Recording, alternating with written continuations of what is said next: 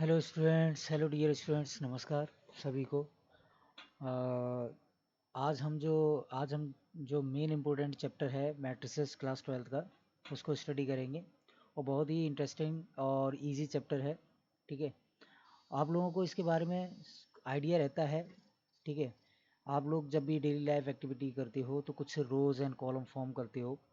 And even आप कुछ games जैसे चेस है वो भी आप खेलते हो। ठीक है ना, तो बस चेस का थोड़ा सा रिप्रेजेंटेशन अलग होता है। यहाँ पर देखो देखो किस तरह से हम इसको रिप्रेजेंट करते हैं। पहले फर्स्ट ऑफ ऑल हम स्टडी करेंगे कि what is the meaning of matrices. Matrices होता क्या है, ठीक है ना। तो मैट्रिसेस क्या होता है आपका मैट्रिसेस। तो matrices is a rectangular array of numbers or other mathematical objects called the entries of the matrix. Matrices are subject to standard operations such as addition and multiplication. इसका मतलब क्या होता है वो मैं आपको समझाता हूँ। ठीक है, तो सबसे पहले हमें क्या समझना है कि मैट्रिक्स होता क्या है। तो सपोज आपने कोई एग्जांपल ले लेते हैं हम इसके लिए कि आपके पास एक है, हमने ले लिया इस तरह से, हमने ये ड्रॉ किया। ठीक है ना, मैट्रिक्स इसको क्या है, ये एक रेक्टेंगुलर अरेंजमेंट है, रेक्टेंगुलर एरी है। रेक्टेंगुलर मतलब हमने एक रेक्टेंगल टाइप का बनाया और इस तरह से हमने क्या किया, इस तरह से हमने इनको यहाँ पर एलिमेंट सेट कर दिए। एक एलिमेंट्स यहाँ हो गया, एक एलिमेंट यहाँ हो गया, एक एलिमेंट यहाँ पर हो गया। इस तरह से हमने एलिमेंट्स को रिप्रेजेंट कर दिया। अब ये एलिमेंट्स रिप्रेजेंट क्या कर रहे हैं, मान लेते हैं कि ये जो हॉरिजॉन्टल है, ये वाला जो लाइन है ये रिप्रेजेंट कर रही है कंपनी ए को, कंपनी ए। एंड सेकंड जो है वो रिप्रेजेंट कर रहा है company B.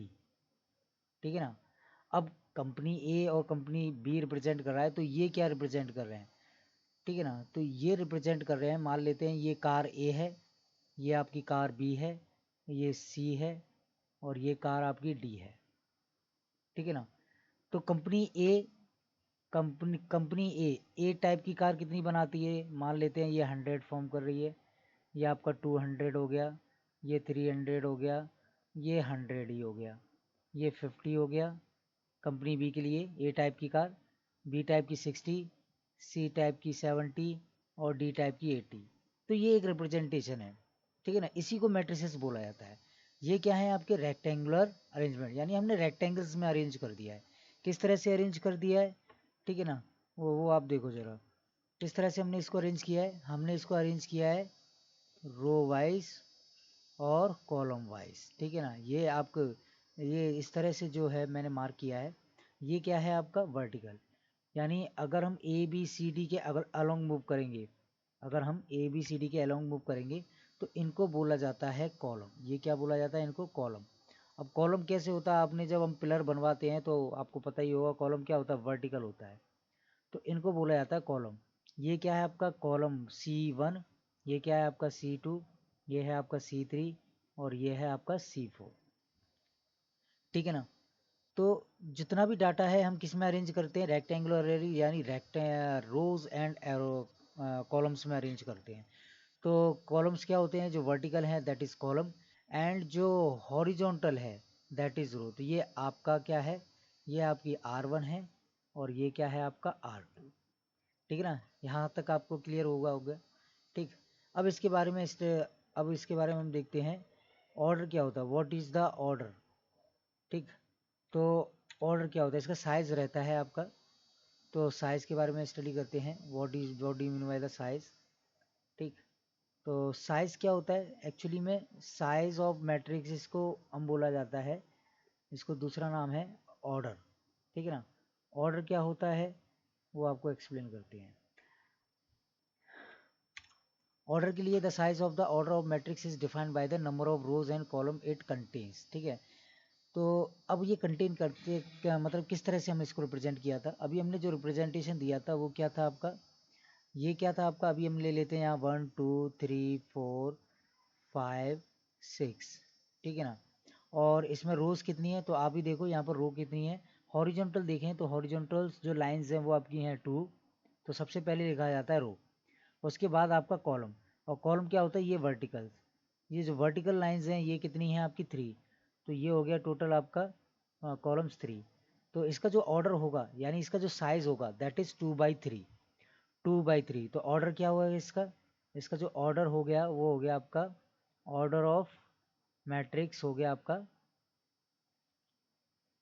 Order of matrix, ये है आपका 2/3, दैट इज 2 रोज हैं, यानी रो कितनी है हमारे पास, रो है हमारे पास 2, और कॉलम कितने हैं, कॉलम है हमारे पास 3।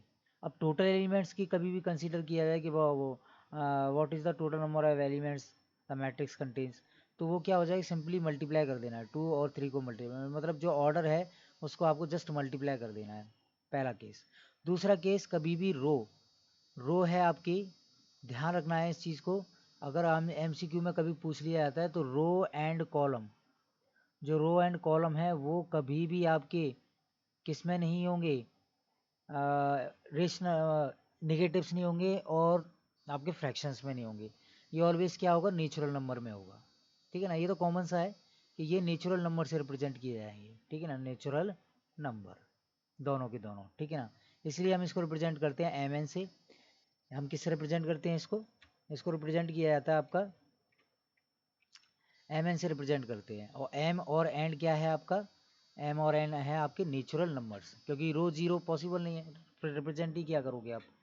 ठीक है ना, कॉलम भी जीरो नहीं होगा, दोनों के दोनों क्या होंगे, आपके नेचुरल नंबर से रिप्रेजेंटेड किए जाएंगे। ठीक है ना, अब जैसे एक लाइव एग्जांपल देख लेते हैं इसका। हमारे पास क्या है, ये एक मैट्रिसेस है। ठीक है ना, इसका ऑर्डर पहले, सबसे पहले ऑर्डर देखते हैं, इसमें रो कितनी है, रो है हमारे पास, रो है हमारे पास R1 R2 एंड R3। ठीक है ना, ये हमारे पास रो है। कॉलम कितने हैं, C1 C2 C3, ये हमारे पास कॉलम है। तो इसका ऑर्डर कितना हुआ, तो इसका ऑर्डर हो गया, ऑर्डर ऑफ ए कितना हो जाएगा आपका 3/3। ठीक है ना, ये हो गया ऑर्डर ऑफ ए इज 3/3। अब इनके जो एलिमेंट्स हैं इनको हमें रिप्रेजेंट करना आना चाहिए। ठीक है ना, सबसे मेन चीज़ है कि मैट्रिसेस है उसको रिप्रेजेंट किया जाता है किससे, कैपिटल लेटर से। किससे रिप्रेजेंट करते हैं हम इसको, कैपिटल लेटर से। और इसके जो एलिमेंट वो सॉरी मैट्रिसेस को रिप्रेजेंट किया जाता है कैपिटल लेटर से, और इसके एलिमेंट्स को रिप्रेजेंट करते हैं हम स्मॉल लेटर से। ठीक है, इसके एलिमेंट्स को किससे रिप्रेजेंट किया जाता है, स्मॉल लेटर से, यानी ए से रिप्रेजेंट कर दिया। अब माइंड में कन्फ्यूजन होता है कि ये आपने 1 1 1 2 1 3 क्यों लिखा है, वो भी बहुत इंपॉर्टेंट है। ठीक है, ये तो बहुत ज़रूरी है इसका समझना। तो समझते हैं इस चीज़ को। सपोज़ मैंने क्या लिखा, मैंने एक मैट्रिसेस ले ली 1 2 3 4 5 6 7 8 9, इस तरह से मैंने कोई एक मैट्रिसेस ले ली। इसका ऑर्डर क्या है, सेम वही है जो यहाँ पर ऑर्डर है, मैंने वही लिया है, आप कुछ भी ले सकते हो।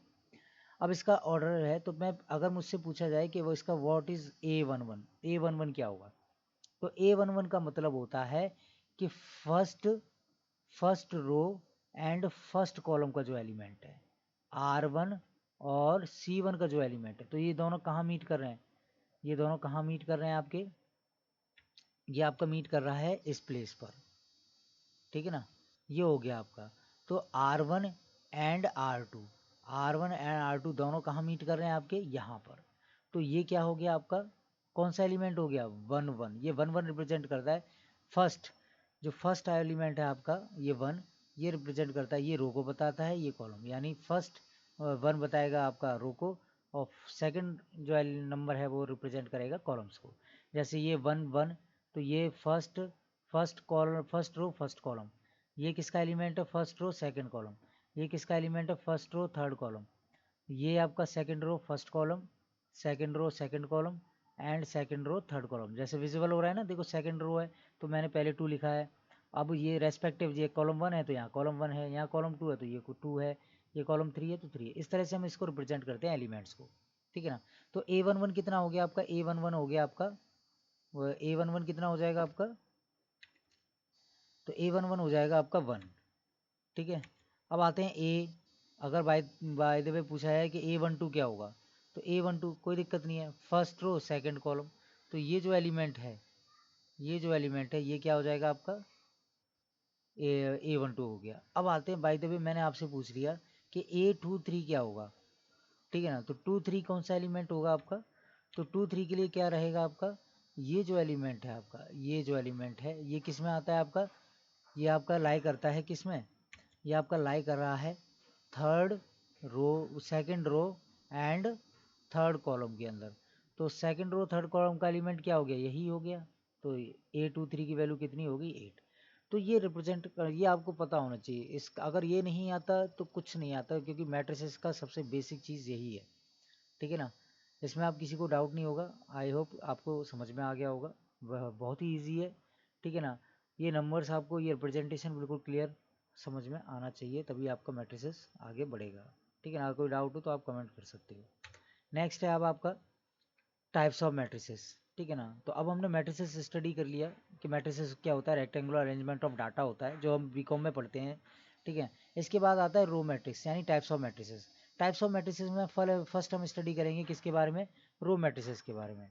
रो मैट्रिसेस होता क्या है आपका, ठीक है ना। तो रो मैट्रिसेस क्या है आपका, a matrix which has matrix which has only one row, जिसके अंदर ओनली एक ही रो होती है, जिसके अंदर एक ही रो हो, दैट इज रो मैट्रिक्स। अब कैसे रिप्रेजेंट करेंगे, ये भी बड़ा सबसे, इसका जो ऑर्डर होता है, एक्चुअली में इसमें नंबर ऑफ रोज क्या है, 1 है, लेकिन कॉलम कुछ भी हो सकते हैं। तो जनरली इसका जो ऑर्डर होता है वो क्या होता है, 1/n होता है। n क्या हो सकता है, कुछ भी हो सकता है, 1 2 3 4, आपके ऊपर डिपेंड करता है कि आप कितने कॉलम्स लेना चाहते हो। तो n represent the number of column and 1 represent the number of row. तो रो मैट्रिक्स में क्या होता है, एक ही रो होती है। एग्जाम्पल के लिए देखो यहाँ पर, जैसे हमने ले लिया एक एग्जाम्पल,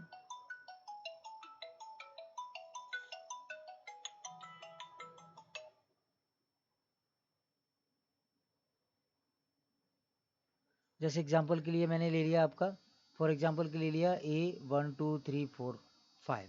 अब इसमें आप इसमें देखो कि 1 2 4 5, ठीक है ना, 1 2 4 5, इसमें कितने रो हैं, इसमें 1 रो है। और इसमें कॉलम कितने हैं, इसमें कॉलम है 1 2 3 4, तो इसमें कॉलम है आपका 4 कॉलम है, ठीक है ना। अब तो कोई डाउट नहीं किसी को। तो इसका ऑर्डर क्या हो गया, इसका ऑर्डर हो जाएगा आपका, इसका ऑर्डर रहेगा 1/4। ओके, ये आपका डन।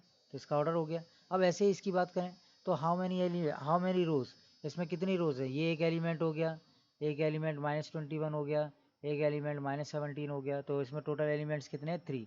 अब जब टोटल एलिमेंट 3 हैं तो इसका ऑर्डर कितना हो जाएगा, अरे भाई साहब इसमें देख लीजिए ना कि कितना इसमें रो है। तो रो कितना है, इसमें 1 है। कॉलम कितना है, इसमें 3 है। इसका ऑर्डर कितना हुआ है, 1/3। डन, ठीक है ना, दैट इज रो मैट्रिक्स। अब नेक्स्ट स्टडी करते हैं, नेक्स्ट मूव करते हैं कॉलम मैट्रिक्स। अब कॉलम मैट्रिक्स क्या होता है, तो कॉलम मैट्रिक्स जस्ट इसका अपोजिट होता है।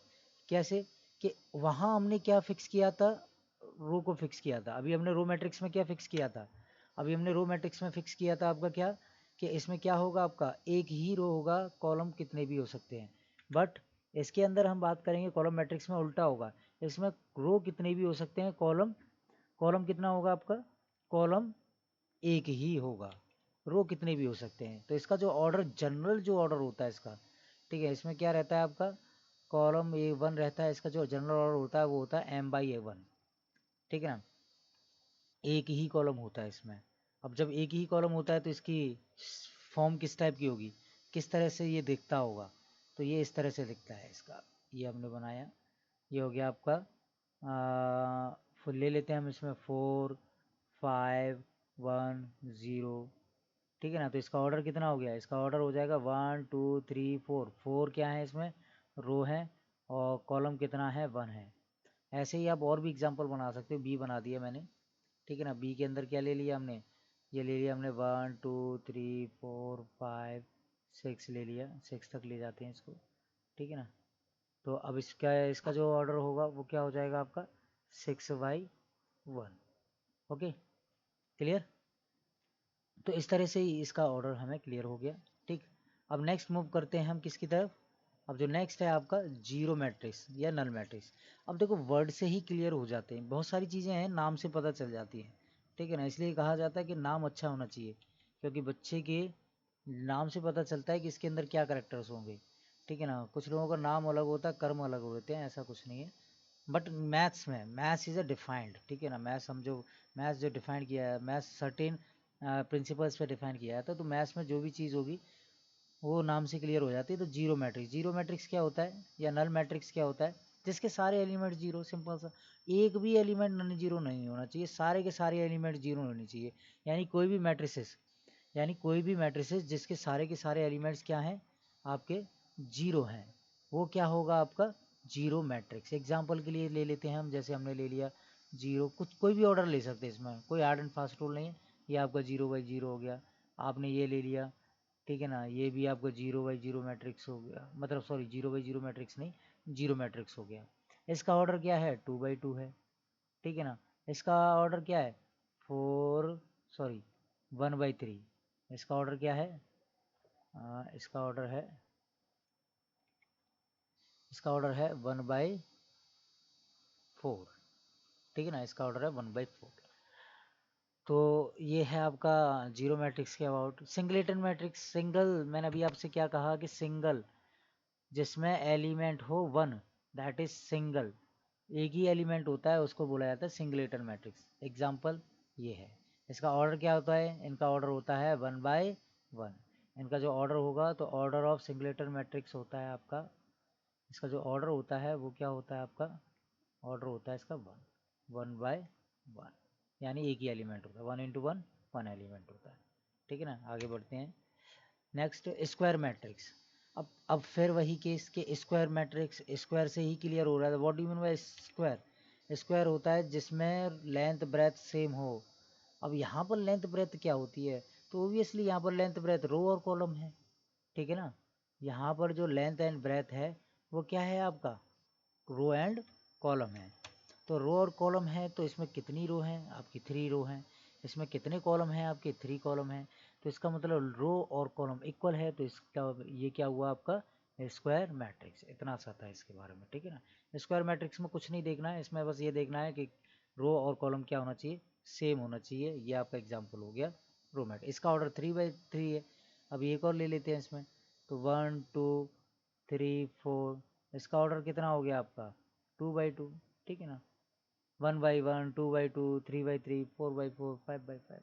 तो हमें मैक्सिमम 3/3 तक पढ़ना है, ठीक है ना। 4/4 एग्जाम में आता भी नहीं है, बस आपको RD शर्मा है कुछ अदर बुक्स है उनमें देखने के लिए मिल जाएगा। अब आते हैं डायगोनल मैट्रिक्स।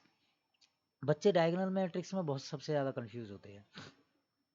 वो स्क्वायर की तरह समझ लेते हैं कि ये एक रेक्टेंगल एक मैट्रिक्स है, ठीक है ना, और 1 2 3 4 5 6। अब इसका डायगोनल ये हुआ तो ये इसके एलिमेंट्स हो गए, और एक डायगोनल ये हो गया ये हो गया। अरे ये नहीं होता, ये रॉन्ग है। क्या है ये रॉन्ग है ये, ठीक है ना। तो फिर करेक्ट क्या है, तो करेक्ट भी देख लेते हैं। करेक्ट ये है कि सबसे पहले डायगोनल मैट्रिक्स की डेफिनेशन क्या होती है। अब डेफिनेशन पे आओ। सबसे पहले डेफिनेशन क्या है इसकी, if all the elements except the principal diagonal in a square matrix are zero it is called a diagonal matrix, ठीक है ना।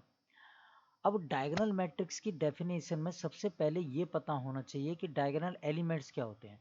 तो डायगोनल एलिमेंट्स स्क्वायर मैट्रिक्स के वो एलिमेंट्स होते हैं जहां पर पोजीशन 1 1 हो, 2 2 हो, और 3 3 हो, 4 4 हो। ये जो एलिमेंट्स हैं आपके, ये जो एलिमेंट्स हैं, ठीक है ना, इन एलिमेंट्स को बोला जाता है आपका क्या डायगोनल एलिमेंट्स। अब देखो इसकी पोजीशन क्या है, इसकी पोजीशन है 1 1, इसकी पोजीशन है 2 2, और इसकी पोजीशन है 3 3, ठीक है ना।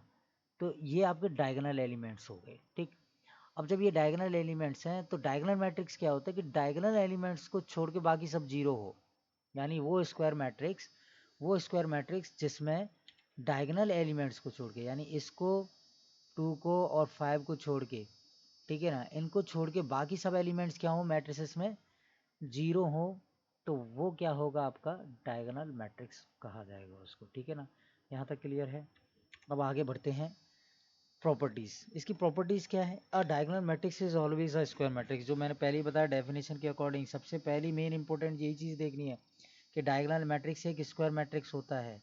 डायगोनल मैट्रिक्स एक स्क्वायर मैट्रिक्स होता है, इसको ध्यान में रखना है। Diagonal elements are characterised by this general form, यानी डायगोनल एलिमेंट्स को किससे रिप्रेजेंट करते हैं, हम रिप्रेजेंट करते हैं किससे AIJ, जब I = J हो, यानी 1 1 2 2 3 3 4 4। तो इसका मतलब ये होता है जहाँ पर I और J की वैल्यू सेम हो, जैसे यहाँ पर इसकी बात करें यहाँ पर 1 और 1 सेम है, 2 और 2 सेम है, 3 और 3 सेम है, ठीक है ना। तो ये डायगोनल एलिमेंट्स हो जाते हैं, ठीक है ना। अब इसका इसी का छोटा सा इसी का ही अगला पार्ट होता है डायगोनल मैट्रिक्स का, जिसको हम बोलते हैं स्केलर मैट्रिक्स। स्केलर मैट्रिक्स और डायगोनल मैट्रिक्स में फ़र्क ये होता है कि डायगोनल एलिमेंट्स के ये जो एलिमेंट्स हैं, डायगोनल एलिमेंट्स हैं, अगर डायगोनल एलिमेंट्स के डायगोनल मैट्रिक्स के सारे एलिमेंट्स मतलब डायगोनल एलिमेंट्स अगर सेम हैं तो इस मैट्रिक्स को बोला जाता है स्केलर मैट्रिक्स। इनको क्या बोला जाएगा? Scalar matrix. इतना सा डिफरेंस होता है, ठीक है। तो ये हमें कंफर्म होना चाहिए कि कभी कभी क्या होता है, क्वेश्चन है, अभी एनडीए में क्वेश्चन पुटअप किया गया था, एनडीए में क्वेश्चन पुटअप किया गया था कि बताओ ए इंटू एडजॉइंट ऑफ ए, ठीक है ना। एडजॉइंट ऑफ ए आप आगे पढ़ोगे, लेकिन मैं एक छोटा सा एग्जांपल दे देता हूँ। इज इक्वल टू आई, ठीक है ना। आई मैट्रिक्स है और ये आपका एक कांस्टेंट नंबर है के, जिसको डिटरमिनेंट बोला जाता है, वो आगे स्टडी करेंगे इसके बारे में। अब जब हम इसको इससे मल्टीप्लाई करेंगे तो मिलेगा क्या हमें? स्केलर मैट्रिक्स मिलेगा। क्यों? क्योंकि आई क्या होता है? आई एक आइडेंटिटी मैट्रिक्स होता है जिसमें 5 की जगह 1 होगा, तो मल्टीप्लाई करने पे यहाँ पर कुछ नंबर आ जाएंगे, सेम नंबर आएंगे, तो वो स्केलर मैट्रिक्स में कन्वर्ट हो जाएगा। अभी ये कंसेप्ट है आइडेंटिटी का, आगे क्लियर हो जाएगा। तो इसकी जनरल फॉर्म आपको याद रखनी है। इसकी जनरल फॉर्म है के आई, यानी के इज़ द कांस्टेंट। के याद रखना, के कांस्टेंट है, तो इसको जनरली इस रिप्रेजेंट करते हैं। और इसका जो रिप्रेजेंटेशन है एलिमेंट वाइज वो ये है कि अगर 1 इक्वल नहीं है, यानी 1, जैसे सपोज एग्जांपल ले लेते हैं, इसको मैं ऐसे एक्सप्लेन कर देता हूँ। अच्छा, पहले डायगोनल में कुछ मैंने आपको बता देता हूँ कि डायगोनल में क्या था आपका। ये जो एलिमेंट्स हैं ये क्या है? A11, A12, ठीक है ना, A13, A21, A22, A23, A31, A32, A33, ठीक है ना। तो इसमें ये देखो, इन एलिमेंट्स को छोड़कर, ठीक है ना, इन एलिमेंट्स को छोड़कर, ये जो मैंने एलिमेंट्स मेंशन किए हैं, इन एलिमेंट्स को छोड़कर बाकी सब जीरो होंगे। क्यों जीरो होंगे? क्योंकि इसमें आई और जे इक्वल नहीं है। देखो इसमें 1 2 इक्वल नहीं है, ठीक है ना, इसमें आपका 1 2 इक्वल नहीं है। तो एक मिनट रुकना, ठीक है ना। इसमें आपका क्या नहीं इक्वल है? 1 2 इक्वल नहीं है। इसमें 1 3 के इक्वल नहीं है, 2 1 के इक्वल नहीं है, 3 1 के इक्वल नहीं है, 3 2 के इक्वल नहीं है, 2 3 के इक्वल नहीं है। तो आई और जे जहाँ पर इक्वल नहीं होंगे उनको क्या कर दो? जीरो कर दो, तो यही तो मिलेगा। सेम टू सेम यहाँ पर आ जाओ आप, ठीक है ना। सेम टू सेम कहाँ? यहाँ पर। तो अब यहाँ पर क्या है आपका? आई जे नहीं इक्वल होगा। तो पहली बात मैं आपको बता ही चुका हूँ कि डायगोनल स्केलर मैट्रिक्स क्या है। तो स्केलर मैट्रिक्स एक डायगोनल मैट्रिक्स है, ठीक है, in the diagonal of diagonal matrix, ठीक है ना। तो ये डायगोनल मैट्रिक्स है। बस खास इसमें चेंज क्या है कि इसके जो डायगोनल एलिमेंट्स है वो सब सेम सेम हो गए, इस तरह से, ठीक है ना। ये डन। ये 2 by 2 है, ये 3 by 3 ऑर्डर है इसका। और ये इसको याद रखना, ये काफ़ी जगह पूछा जाता है एग्जाम में, ठीक है ना, कंपटीशन में। Next, unit matrix. Unit matrix scalar का पार्ट है। अभी हमने क्या किया था कि डायगोनल एलिमेंट्स को सेम किया था, अब हमने उस सेम एलिमेंट्स को 1 मान लिया, तो ये क्या होगा आपका? यूनिट मैट्रिक्स होगा, आइडेंटिटी मैट्रिक्स होगा। इसको आइडेंटिटी क्यों बोला जाता है? कि किसी भी square matrix of the same order, same order मतलब अगर मैंने ले लिया, ए ले लिया 1 2 3 1 3 3, और मैंने इसके साथ मल्टीप्लाई कर दिया 1 0 0 1, ठीक है ना। तो ये मिलेगा क्या? सेम मैट्रिक्स मिलेगा 1 2 3 3। इसीलिए इसको आइडेंटिटी बोला जाता है। आइडेंटिटी मैट्रिसेस में क्या होता है कि मल्टीप्लाई करने पे सेम मैट्रिसेस मिलता है, कोई फ़र्क नहीं पड़ता। बस ध्यान रखना है कि जब आप मल्टीप्लाई कर रहे हो तो स्क्वायर मैट्रिक्स जो होनी चाहिए, जो स्क्वायर मैट्रिक्स है 2 by 2, ठीक है ना, वो सेम ऑर्डर में होनी चाहिए जिससे आप मल्टीप्लाई कर रहे हो, ठीक है ना। यानी दोनों के दोनों स्क्वायर मैट्रिक्स होने चाहिए सेम ऑर्डर के, ठीक है ना। तो यहाँ से आगे बढ़ते हैं। अब ये था आपका यूनिट मैट्रिक्स, और यूनिट मैट्रिक्स की एक खासियत ये भी है, आइडेंटिटी का मतलब होता है ये कंडीशन सेटिस्फाई करना कि मल्टीप्लाई करने पे सेम रिजल्ट दे, और यूनिट का मतलब भी होता है जिसकी वैल्यू 1 हो। तो आगे जाके जब हम डिटरमिनेंट स्टडी करेंगे तो इसका जो रिजल्ट आता है, इसका जो डिटर्मिनेंट आता है वो 1 आता है। That is why we call it unit matrix. Next, अब कंक्लूजन, वेरी वेरी इंपॉर्टेंट है ये कंक्लूजन, ठीक है ना। कंक्लूजन क्यों इंपॉर्टेंट है? क्योंकि you should know the difference between the identity scalar diagonal, because most of the students are confused about what कि आइडेंटिटी क्या है, स्केलर क्या है, डायगोनल क्या है. कभी कभी वो डायगोनल को इसका आइडेंटिटी बता देते हैं, स्केलर बता देते हैं, तो बड़ा कन्फ्यूजन रहता है इन बच्चों को इसमें.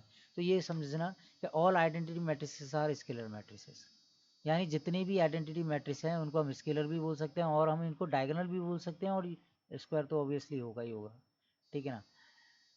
अब स्केलर मैट्रिसेस की बात करें तो every all scalar matrices are diagonal matrix and square matrix, क्योंकि ये हैं किसकी उपज, स्क्वायर मैट्रिक्स की. तो स्क्वायर मैट्रिक्स तो तीनों के तीनों हैं ही हैं. All diagonal matrix are square matrix. ठीक है ना. तो यहाँ तक क्लियर है आप सभी को. तो ये क्लियर एक सेट की तरह देख लेते हैं कि ये एक डब्बा है जिसके अंदर है आइडेंटिटी मैट्रिक्स. ये एक डब्बा है आइडेंटिटी मैट्रिक्स, किसके अंदर कंटेंड होगा, स्केलर मैट्रिक्स के अंदर. और ये सबसे बड़ा डब्बा हो गया डायगोनल का, तो ये हो गया डायगोनल मैट्रिक्स का. इसके अंदर आ गया क्या, ये डी किसके अंदर आ जाएगा, स्क्वायर मैट्रिक्स के. और ये पूरा का पूरा किसके अंदर आ जाएगा, ये सारा का सारा अंदर आ जाएगा मैट्रिक्स के अंदर, जनरल मैट्रिक्स. ठीक है ना. तो मैट्रिक्स, ठीक है, मैट्रिक्स का एक पार्ट हो गया आपका स्क्वायर मैट्रिक्स. स्क्वायर मैट्रिक्स के बाद आपका क्या आ गया, आपका डायगोनल मैट्रिक्स. ठीक है ना. ये डायगोनल मैट्रिक्स आ गया.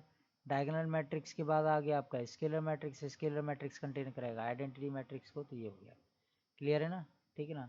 तो ये इसको हटा देना, इसमें कंफ्यूज नहीं होना. ये मैट्रिक्स का पूरा है, ये पूरा मैट्रिक्स को कवर कर रहा है. ठीक है ना. ये स्क्वायर मैट्रिक्स इसमें आ जाएगा. इनको छोड़ के बाकी सब आते हैं तो वो रो वगैरह में आ जाएगी. ठीक है ना. तो यहाँ पर आप आपने सेट पढ़ा ही है 12th क्लास 11th क्लास में, तो उसी के वे में मैंने आपको ये रिप्रेजेंट कर दिया. यानी I is contained in scalar matrix, scalar is contained in diagonal, diagonal is contained in square, square matrix is contained in matrices. That is all types of general जो हम स्टडी करते हैं. नेक्स्ट है triangular matrices. Triangular matrices का जो definition होती है, इसमें क्या होता है, डायगोनल एलिमेंट्स के या तो ऊपर एलिमेंट या नीचे वाले एलिमेंट ये जीरो होते हैं. अब अपर से क्लियर होता है कि ऊपर वाले क्या होने चाहिए इसमें. अब इसमें ऊपर वाले क्या होंगे आपके, अगर आई की वैल्यू ग्रेटर देन है तो अपर ट्रायंगल बनेगा, यानी नीचे वाले जीरो होंगे. ट्रायंगल कहाँ बनेगा, अपर ट्रायंगुलर. ट्रायंगल का नाम क्या है, अपर ट्रायंगुलर, यानी ट्रायंगल ऊपर बनना चाहिए. तो पहले डेफिनेशन देखो, इसकी डेफिनेशन क्या होती है इसकी. ठीक है ना. डेफिनेशन होती है ए आई जे. ये जो ए आई जे है ये इक्वल टू जीरो होगा कब, जब ये आई आपका किसके इक्वल हो, आई इज ग्रेटर देन जे हो. तो अब यहाँ पर फोकस करो कि आई किस में ग्रेटर देन है. ठीक है ना. आई आपका किस में ग्रेटर देन है. ठीक, ये देखना है हमें.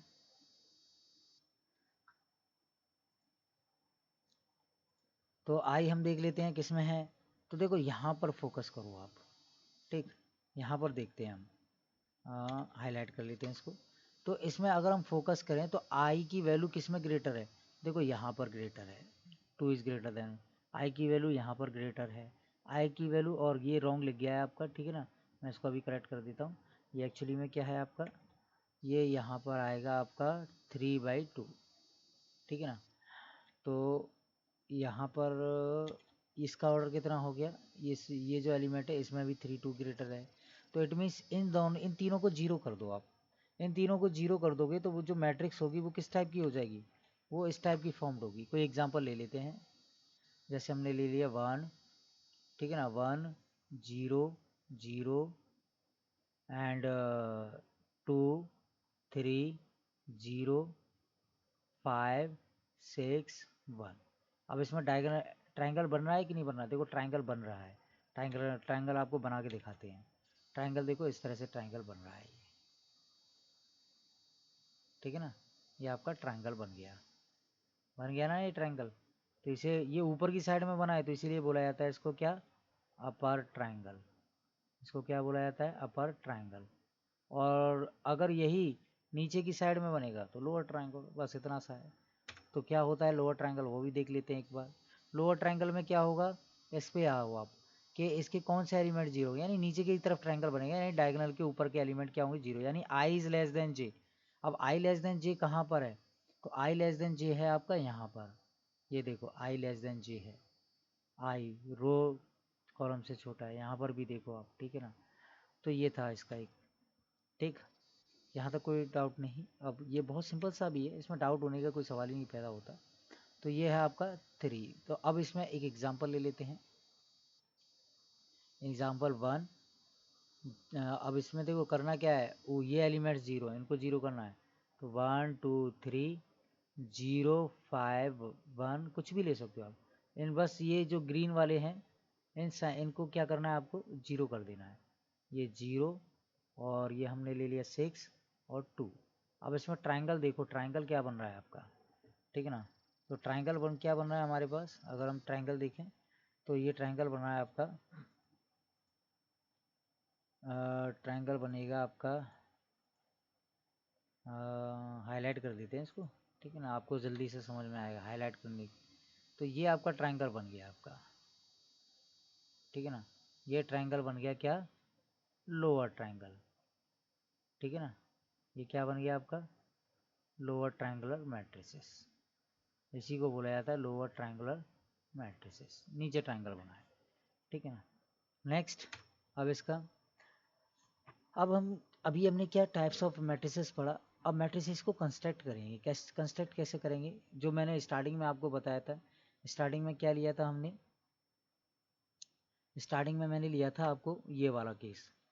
इसमें क्या करना होता है कि आपको ये सारी चीज़ें पता होनी चाहिए, ये आपको पता होना चाहिए कि ये क्या है आपका, ठीक है ना। ये क्लियर होना चाहिए कि ये रिप्रेजेंटेशन A11 A12 ये 13 ये किस एलिमेंट्स को रिप्रेजेंट करते हैं, ये आपको क्लियर पता होना चाहिए, ठीक है, तभी बात बनेगी, नहीं तो प्रॉब्लम रहेगी आपको। तो एक कंस्ट्रक्ट कर लेते हैं एलिमेंट्स, ठीक। तो देखते हैं आगे क्वेश्चन का ट्राई करते हैं इसका। The element AIJ of 3 matrix, देखो 3×3 बोला है उसने, क्या बोला है 3×3 मैट्रिक्स। तो 3×3 मैट्रिक्स का मतलब क्या हुआ, लिख लो आप 3×3 का एक एग्जाम्पल, ठीक है ना। तो एक एग्जाम्पल ले लेते हैं इसका 3×3 का, क्या होगा। सबसे पहले 3×3 के लिए आपको ये लिखना पड़ेगा A11 A12, लेट कर लिया कि एक मैट्रिक्स है, और ये क्या है A11 A12 A13, ठीक है ना, A21 A22 A23 A31 A32 A33, ये ले लिया हमने, ठीक है ना। अब क्या करना है, सिंपल सा इस रिलेशन को यहाँ अप्लाई करो। अगर 1 1 की बात करें, क्योंकि अब हो गया ना इसका ऑर्डर कितना हो गया 3×3। अब इसमें ये देखो A11 की बात करें तो I की वैल्यू 1 J की वैल्यू 1, तो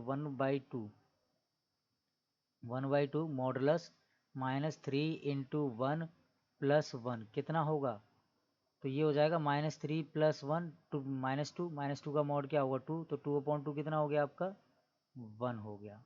तो पहला एलिमेंट क्या आ गया इसका, पहला एलिमेंट आ गया आपका 1। अब दूसरा एलिमेंट निकालते हैं A12 निकालेंगे तो क्या होगा 1/2। अब -3 को 1 से मल्टीप्लाई करेंगे तो -3 आएगा, क्योंकि यहाँ पर I की वैल्यू क्या है 1 और J की वैल्यू क्या है 2, यहाँ पर जो 2 और पुटअप कर दो। तो अब ये क्या आ गया -3 + 2 यानी 1/2। तो ये एलिमेंट आ गया आपका 1/2, ठीक है ना। अब A13 निकालो, A13, तो A13 कैसे निकलेगा, वही केस, I की वैल्यू क्या है 1 है, तो ये तो हो गया -3 और प्लस के 3, ठीक है ना।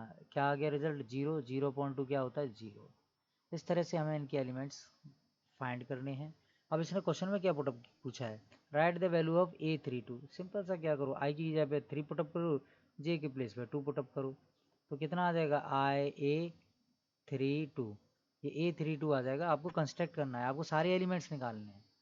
अगर मैं कंस्ट्रक्शन की बात करूँ तो कंस्ट्रक्शन में पूछा जाएगा तो आपको सारे एलिमेंट्स निकालने हैं, ठीक है। आपको 1 1 भी निकाल, मैंने 3×3 का एग्जाम्पल लिया है क्योंकि ये बोर्ड में आया हुआ है, ठीक है ना। कुछ एलिमेंट्स मैंने आपको निकाल के दिखा दिए, वीडियो लेंदी हो जाएगा, बहुत ईजी सा है, समझ में आ गया होगा आपको। बस निकालना क्या है A32, मैं अभी इसमें A32 पूछा है तो मैं ये बोल दे रहा हूँ, बता दे रहा हूँ आपको कि I की वैल्यू क्या पुटअप करनी है, आपको 3 पुटअप करनी है। तो जब 3 पुटअप करोगे तो 3 3 जा 9 यानी -9 और प्लस के 2 कितना हो गया, ये आपका 7/2 हो गया। अब 7/2 कहाँ आएगा आपका 3/2 यहाँ पर आ जाएगा, यहाँ पर आपका आएगा A22, यहाँ पर आ जाएगा 7/2। वेरी सिंपल, ठीक है ना। तो बहुत सिंपल सा है, आप इसके बाकी एलिमेंट्स सब फाइंड कर सकते हो, ठीक है ना। बाकी एलिमेंट्स आप होमवर्क में फाइंड करना, क्योंकि ये बहुत सिंपल सा है, मुझे इतना करानी है। आप 12th क्लास के स्टूडेंट हो, आप आराम से कर सकते हो। I believe you can do this very simple way, in very simple manner. Okay, तो ये था आपका, ये 1 2 3 4 5 ये एलिमेंट्स आप फाइंड कर लेना, ठीक है ना। नेक्स्ट, अब हम 2x2 का फाइंड करते हैं, तो वो थोड़ा बड़ा मैट्रिसेस था, समझाने के लिए मैं छोटा सा ले लेता हूँ एक इसका एग्जांपल, कि आपको क्या फाइंड करना है 2x2 ऑर्डर। तो पहले सबसे पहले लिखा करो, एग्जाम में क्या करना है, सबसे पहले लिखना है। क्या लिखना है कि उस मैट्रिसेस को लिखना है कंस्ट्रक्ट करने के लिए, A11 A12 यही ऑर्डर देना है, मार्क्स तभी मिलेंगे। पहले आपको क्या कर लेना है कि इस तरह से लिख लेना है। लेट कर लिया ये हमने, let A is equal to this, ठीक है ना, ये हमने A मान लिया। अब हमें क्या गिवन है, A गिवन है ए आई जे इक्वल टू कितना है, I अपॉन जे।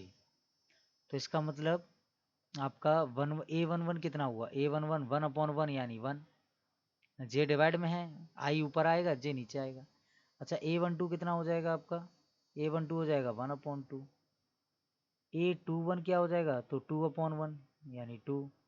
A22 कितना हो जाएगा, तो A22 हो जाएगा आपका 2/2 यानी 1।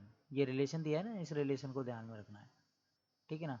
तो मैट्रिसेस क्या होगी देयरफॉर, तो आपका A क्या मिल गया हमें, इसका मतलब A मिल गया हमें 1 1/2 और 2 एंड 1, ठीक है ना। तो आप कहोगे इतने सिंपल क्वेश्चन भी आते हैं बोर्ड में, अरे बोर्ड में बहुत फिक्स पैटर्न होता है, इजी क्वेश्चन आते हैं, ठीक है। देखो ये भी आया हुआ क्वेश्चन है, ठीक है ना, तो वो कोई ज़्यादा डिफिकल्ट नहीं है, ठीक है ना।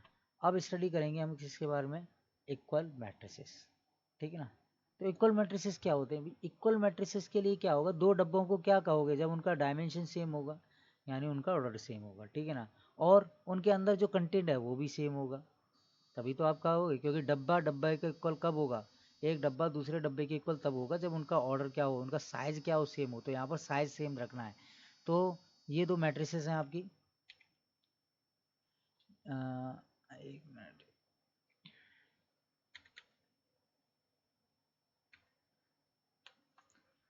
अब हमारे पास क्या है, लेट कर लेते हैं, इसके लिए कलर चेंज कर लेता हूँ मैं। हाँ, तो ये है हमारे पास ए दिया है, ये एक मैट्रिक्स है जिसका ऑर्डर m/n है, और एक मैट्रिक्स है जिसका ऑर्डर r/s है। अब आपको क्या करना है, ये बताना है कि ये इक्वल है। तो ये इक्वल कब होंगे, जब फर्स्ट का रो यानी रो के इक्वल हो, कॉलम कॉलम के इक्वल हो। रो के इक्वल होना चाहिए और कॉलम कॉलम के इक्वल होना चाहिए, ध्यान रख लेना, ठीक है ना। तो रो के इक्वल है, कॉलम कॉलम के इक्वल है, तो ये क्या होगा आपका, एक पहली कंडीशन होगी इसके इक्वलिटी के लिए। अभी हम इसको इक्वल नहीं बोलेंगे। पहला केस है कि एम आर के इक्वल होना चाहिए, आर एस के इक्वल होना चाहिए, ठीक है ना। एम किसके इक्वल होना चाहिए, आर, यानी रो के इक्वल होना चाहिए, कॉलम कॉलम के इक्वल होना चाहिए। रो ऑफ ए किसके इक्वल होना चाहिए, रो ऑफ बी के इक्वल होना चाहिए। कॉलम ऑफ ए किसके इक्वल होना चाहिए, कॉलम ऑफ बी के इक्वल होना चाहिए। अब आते हैं नेक्स्ट, और क्या है इसके साथ जो इंपॉर्टेंट एक और प्रॉपर्टी है, वो है कि इसके रेस्पेक्टिव एलिमेंट इक्वल होने चाहिए। रेस्पेक्टिव एलिमेंट का मतलब है कि आपको जो एलिमेंट्स है, जैसे मैंने ये ले लिया 1 2 3 4, और कोई और मैट्रिसेस दी है तो वो होगी 1 3 2 4, इनको बोलेंगे इक्वल। अब आप कहोगे सेम ही तो सेम ही को तो इक्वल बोलते हैं, और किसको इक्वल बोलते हैं, ठीक है ना। तो 1 1 पहला एलिमेंट ये, अब ये ना होना चाहिए। अगर आपने क्या कर दिया कि सर क्या फ़र्क पड़ता है, डब्बे में तो एक ही चीज़ है ना, ऐसे थोड़ी होता है। डब्बे में रेस्पेक्टिव ऑर्डर में होना चाहिए। ये आपका इक्वल नहीं है, क्यों इक्वल नहीं है, क्यों, क्योंकि यहाँ 1 है, यहाँ 1 है, बट यहाँ 3, यहाँ पर 2 है, तो पोजीशन भी सेम होनी चाहिए। इसका मतलब यही है कि A11 किसके इक्वल होना चाहिए, B11 के इक्वल होना चाहिए। A12 किसके इक्वल होना चाहिए, A12 इक्वल टू होना चाहिए B12 के, यानी रेस्पेक्टिव पोजीशंस क्या होने चाहिए, उनके एलिमेंट भी क्या होने चाहिए, इक्वल होने चाहिए। नेक्स्ट, इस पर बेस्ड एक क्वेश्चन है जो बोर्ड में 2014 में आया हुआ क्वेश्चन है, ठीक है ना। तो क्वेश्चन देखो, ये MCQ में भी काफ़ी क्वेश्चन पूछा जाता है। अब देखो ये दो मैट्रिसेस हैं, एक मैट्रिसेस है, इसका ऑर्डर कितना है, इसका ऑर्डर है 2/2, और इसका भी ऑर्डर कितना है 2/2। तो पहला केस क्या, आपका ऑर्डर सेम हो गया। अब दूसरी चीज़ देख लेते हैं कि एलिमेंट सेम है। तो जब इक्वल दिया है तो इसका मतलब क्या हुआ, तो लिखोगे given matrix are equal, given matrices are equal, are equal, जब ये इक्वल हैं तो इट मीन्स क्या हुआ कि इनके करस्पॉन्डिंग एलिमेंट्स भी इक्वल होंगे, ऑर्डर तो सेम है ही है। ठीक है, तो अब आपको क्या करना है, x minus y is equal to -1 and 2x minus y is equal to 0। करना क्या है, सॉल्व कर दो इसको। तो सेम ऑर्डर है, सॉरी सेम कोफिशिएंट है y के, तो सब्ट्रैक्ट कर दो, ये माइनस का ये प्लस और ये माइनस करेंगे तो ये हो जाएगा -x, ये हो जाएगा आपका 0 और ये हो गया आपका -1। तो x की वैल्यू कितनी आ गई आपकी 1, y की वैल्यू तो पुट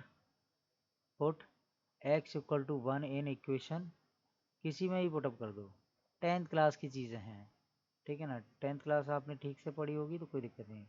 तो इन इक्वेशन 1 में पुटअप कर देते हैं। इक्वेशन 1 क्या है आपकी ये, इक्वेशन 2 क्या है आपकी, इक्वेशन 2 है आपकी ये, ठीक है ना। तो इक्वेशन 1 है आपकी ये और इक्वेशन 2 है आपकी ये वाली, ये इक्वेशन 2 है। पुटअप कर देते हैं इसको। तो जैसे ही हम इसमें पुटअप करेंगे x इक्वल टू 1, तो 1 minus y is equal to -1। तो इसको इधर ले जाओ, इसको इधर ले जाओ, तो इधर ले जाएंगे तो साइड चेंज हो जाएगी, तो 1 + 1 इक्वल टू वाई। तो वाई इज इक्वल टू कितना आ गया आपका 2, ठीक है ना। तो ये आपने एलिमेंट्स निकाल, इसको थोड़ा सा अच्छी तरह से अरेंज करना है। मेरे पास कंप्यूटर है और मैं पेन टैबलेट के थ्रू लिख रहा हूँ। आपको रिप्रेजेंटेशन अच्छा होना चाहिए तभी मार्क्स मिलेंगे इस तरह से अच्छे, मतलब फुल मार्क्स। टीचर खुश हो जाता है रिप्रेजेंटेशन देखिए। तो अब देखो आपका x इक्वल टू 1 आ गया और y की वैल्यू कितनी आ गई 2 आ गई। तो ये आपका आंसर हो गया। इसको करो डब्बे में बंद, जिससे आपका टीचर का जो फोकस है वो यहाँ पर आए। सबसे पहले नजर जाती है आंसर पे, ठीक है ना। बच्चे का आंसर पहले चेक किया जाता है कि हाँ बच्चे ने आंसर सही निकाला है कि नहीं, क्योंकि आंसर करेक्ट है तो मोस्टली यही आता है कि आप बीच में भी सही किया होगा, ठीक है ना। तो ये रहता है, ठीक है ना। तो इस चीज़ को ध्यान में रखना बहुत ज़रूरी है। नेक्स्ट सेम टू सेम ये क्वेश्चन है, ठीक है ना। इसको भी आप वेरी सिंपल वे में कर सकते हो, ठीक है ना। इसको आप होमवर्क में ट्राई करना, ठीक है ना। ये आप लोगों को होमवर्क के लिए दे रहा हूँ, सिंपल कुछ नहीं करना है। वैसे मैं आपको थोड़ी सी हिंट दे देता हूँ, वैसे तो आप समझदार हो ही हो, ठीक है ना। जस्ट क्या करना है, ऑर्डर सेम है, ये a+4 को इक्वल करना है किसके, 2a+2 के। यहाँ से क्या आ जाएगी आपकी a की वैल्यू आ जाएगी, ठीक है ना। और क्या करना है फिर नेक्स्ट, और नेक्स्ट आपको ये करना है,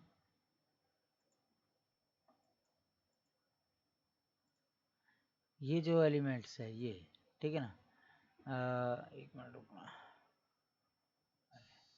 ये जो 3b है वो किसके इक्वल है, b+2 के। इसको इक्वल करके वैल्यू निकालो। अब इसके बाद ये नहीं है कि आपका वर्क कंप्लीट हो गया, ए और बी की वैल्यू यहाँ पुटअप कर कर आपका जो रिजल्ट आना चाहिए वो किसके इक्वल आना चाहिए, इसके इक्वल आना चाहिए -6 के। अगर नहीं आया तो ए और बी भले ही कुछ भी वैल्यू आ जाए, ये वैल्यू जो जो मैट्रिक्स आएगा वो इक्वल नहीं कंसीडर किया जाएगा, ठीक है। तो ये था आपका। अब इसके बाद आपका ये क्वेश्चन था, ये हो गया आपका, ये होमवर्क में दिया था आपको, ठीक है ना। तो इसी तरह से मैं आपको छोटी छोटी वीडियोस से आपको आपके सारे कंसेप्ट क्लियर कराने की कोशिश करूँगा, ठीक है ना। तो मोर वीडियोस के लिए आप सब्सक्राइब करें, ठीक है। जिससे क्या होगा कि मेरी जितनी भी वीडियोस हैं, जितना भी मेरा छोटा सा प्रयास है, ये एक मेरी छोटा सा एक कोशिश है आप लोगों के कंसेप्ट क्लियर कराने की। और उम्मीद है कि ये एक बड़े लेवल पे आए और फ्री ऑफ कॉस्ट ही आए। तो इसको सब्सक्राइब करें। धन्यवाद।